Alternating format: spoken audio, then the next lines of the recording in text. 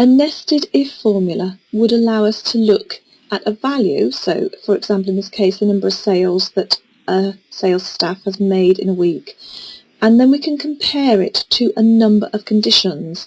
With a normal if formula we'd only be able to look at that and say, is it less than, greater than, equal to maybe 10. With a nested if we can look at a range, so we could say if the number of sales is between 1 and 10, we'll give that rate of commission. If it's between 11 and 20, we'll give that rate of commission. And if it's over 20, we'll give them 20% commission. When you're writing your nested if formula, it's better to write it by hand rather than use the fx. Although we use that for most functions, it doesn't work so well with nested ifs. So we start off equals if. So start off like a normal if statement. Open your brackets, and what cell are we looking at? Well, we're looking at this cell. And what's our condition? Well, the first condition that we're going to look at is it between 1 and 10 sales? So we type less than or equal, and we put 10 in because that's the highest amount. Less than or equal to 10 will include 1 to 10. We put a comma, and then we tell it what to display if it does meet that condition. Well, if it does, we're going to display the 10%. So we click into that. We then put a comma to separate that whole thing off, and then we start another if.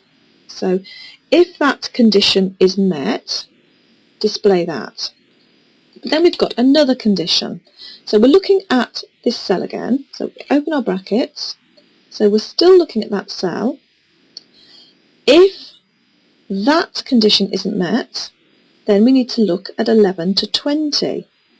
So we go less than or equal, and we put in 20 this time. Now we don't put 11 to 20 because it will look at the first condition. If it's less than 10, it will meet that. If it isn't, it ignores it. So that really discounts 10. So we then start looking above 10 and less than or equal to 20.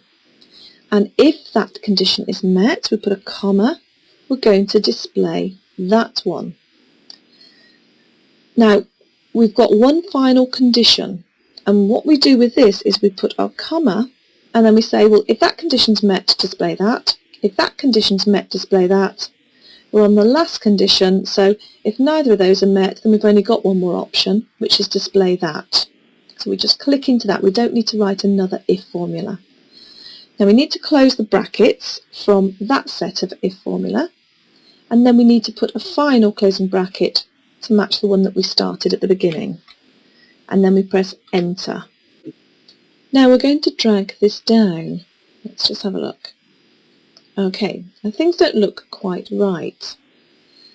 You have a look. That doesn't match 1 to 10.